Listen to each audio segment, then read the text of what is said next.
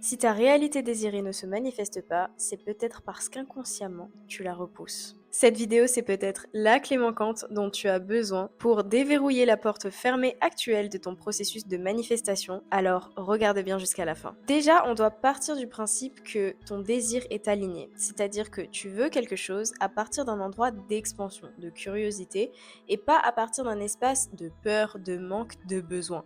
Parce que si tu te sens en insécurité dans ta réalité actuelle et que du coup tu veux manifester ton désir pour remplir un vide intérieur, alors c'est d'abord sur ça qu'il faut aller travailler. Mais si ces premières conditions sont déjà mises en place, alors on peut passer à ce qui peut te bloquer réellement. Donc si t'es encore sur cette vidéo, c'est que tu désires une nouvelle réalité. Genre vraiment, tu veux peut-être une relation, de l'argent, une nouvelle vie, une nouvelle version de toi. Mais dès que ça s'approche, soit tu bloques, tu doutes, tu fuis ou ça disparaît. Ou soit tout simplement, les résultats ne viennent jamais malgré ta persistance et tu comprends pas pourquoi. Et aujourd'hui, je vais t'expliquer exactement ce qui se passe. Parce que tu ne fais pas quelque chose de mal, ne t'en fais pas, tu n'es pas incohérente, mais tu es juste en train de vivre une coexistence intérieure qu'il va falloir que tu apprennes à gérer. Une résistance à ta réalité désirée qu'il va falloir dissoudre. C'est ce qu'on va voir dans cette vidéo. Salut, moi c'est Océane, je suis mentor en énergétique et manifestation. Ici, sur cette chaîne, on parle de spiritualité et de développement personnel.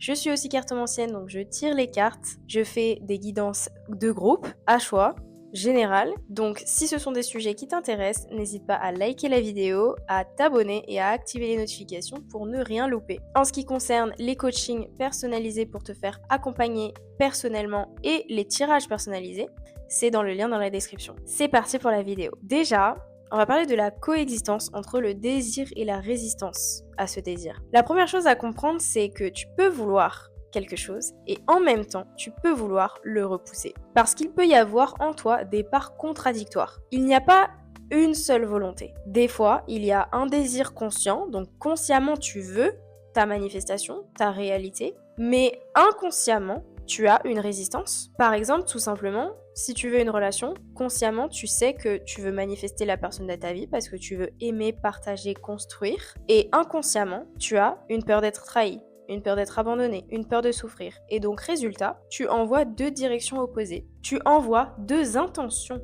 opposées. C'est comme si la vie était un jeu, ton joueur, donc celui qui tient la manette, veut avancer, veut aller dans une direction, mais certaines parts du personnage le tirent en arrière, bloquent cette commande. Le personnage a des programmes dans son cerveau qui empêchent le joueur de lui donner une nouvelle direction. Le joueur veut aller à droite, mais le personnage est programmé pour aller à gauche, parce que peut-être qu'à droite, c'est trop dangereux. Donc, t'as envie de créer du mouvement, mais en même temps, une part de toi te freine.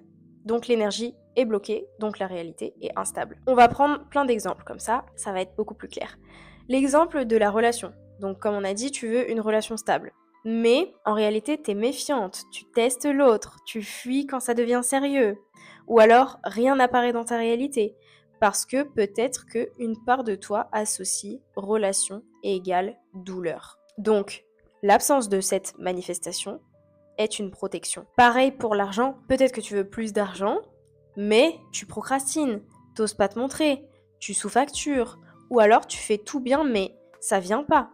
Parce que peut-être qu'une part de toi associe argent à danger, rejet, responsabilité, être une mauvaise personne. La non-manifestation d'argent est une protection. Ou bien, tu veux manifester l'expansion, le succès, tu veux réussir un de tes projets par exemple, mais tu doutes au moment de passer à l'action, tu te sabotes, tu restes dans ta zone de confort actuelle parce que une part de toi associe succès à exposition à risque. Ou alors l'exemple de mon ancienne cliente dans mon ancienne vidéo, je la mettrai là pour que vous puissiez aller la voir, qui explique beaucoup plus en profondeur les étapes qu'on a traversées pour qu'elle puisse manifester son rêve. Mon ancienne cliente, elle voulait tomber enceinte, donc consciemment, elle voulait devenir maman. C'était un désir aligné, basé sur une intention d'expansion, aligné à un espace d'expansion, de curiosité, d'alignement. Mais quand on a travaillé ensemble, on s'est rendu compte qu'elle avait un blocage inconscient qui lui disait que si elle tombait enceinte, elle s'engageait pleinement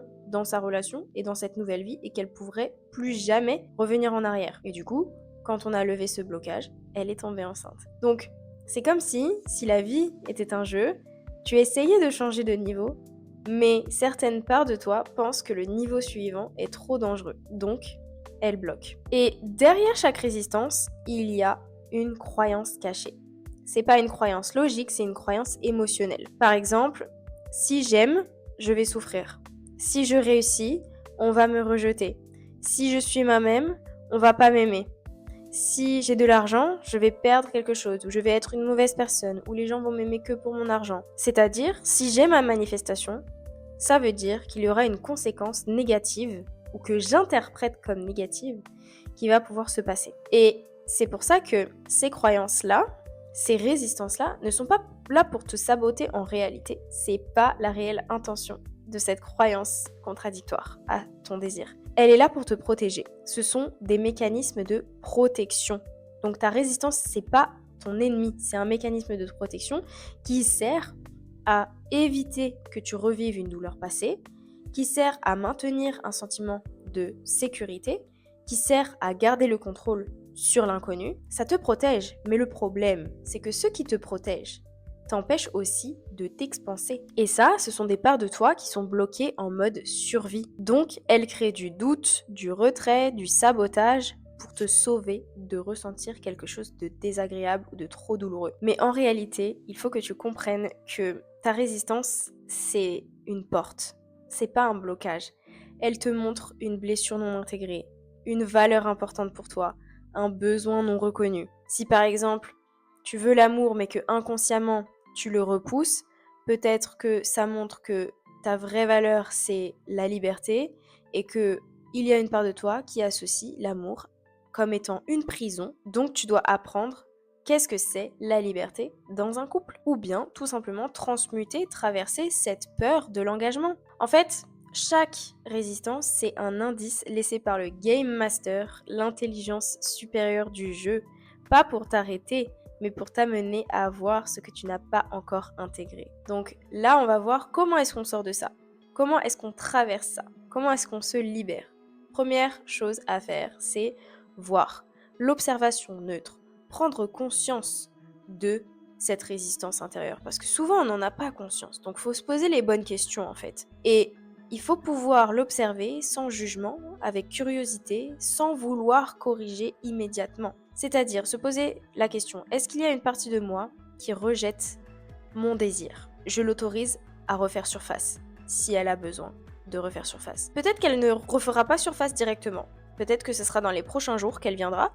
Mais une fois qu'elle refera surface, c'est vraiment observer, se dire, ok, je veux mon désir, mais je vois que cette fois, il y a une part de moi qui est en contradiction avec ce désir. Ou bien, je me ferme quand ça arrive. Et là, tu observes le pattern, tu observes la résistance, pas pour la changer, mais pour la reconnaître. Une fois que tu te sens en sécurité dans cette résistance et que tu t'autorises à la ressentir, tu ne vas pas l'analyser à l'infini.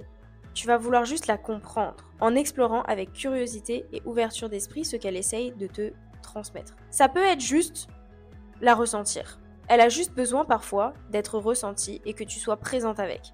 C'est tout. Et parfois, elle a un message derrière. Il y a des réponses qui peuvent émerger. Donc, tu peux lui demander de quoi est-ce que tu as peur? Qu'est-ce que ça signifie pour moi? Qu'est-ce que j'essaye d'éviter? Donc, l'important, c'est de ne pas forcer la réponse. C'est vraiment de la laisser émerger. Et la troisième étape, c'est choisir. Et là, c'est là que tu récupères ton pouvoir. Parce que quand tu as eu les réponses ou que tu as ressenti ou que tu as traversé justement cette résistance, avec cette nouvelle clarté, tu peux rassurer la part de toi qui a peur. Tu peux faire le choix le plus aligné ou tu peux avancer malgré la peur. Parce que le but, c'est pas de supprimer la résistance. Le but, c'est de ne plus être contrôlé par elle et lui apporter tout l'amour dont elle a besoin. Et là, si la vie était un jeu, c'est là que tu passes du mode PNJ automatique au mode navigateur conscient de ta réalité. Donc maintenant tu sais, si tu veux quelque chose, peut-être que tu le repousses inconsciemment. Et si tu le repousses, c'est pas un bug, c'est un message. C'est un message qui te dit qu'il y a une part de toi qui a besoin d'être vue avant d'avancer. Et le jour où tu arrêtes de lutter contre ça, tout devient beaucoup plus fluide. Tu peux traverser cette résistance et manifester ton réel désir. Si ça t'a parlé, écris-moi dans les commentaires, je vois mes résistances, pour poser l'intention Et si tu veux apprendre à naviguer ça en profondeur, c'est exactement ce que je fais dans mes accompagnements one-on-one. Donc si tu es une femme spirituelle, introspective, consciente, qui désire dissoudre ses blocages intérieurs pour se créer une vie alignée, tu peux postuler pour un appel de découverte de 30 minutes gratuit pour savoir si on est un bon match. Et si tu as un bon match pour le coaching, c'est dans le lien dans ma description. Et sinon, en attendant, oublie pas de liker, t'abonner, activer les notifications pour ne rien louper. Et je te dis à bientôt dans la prochaine vidéo.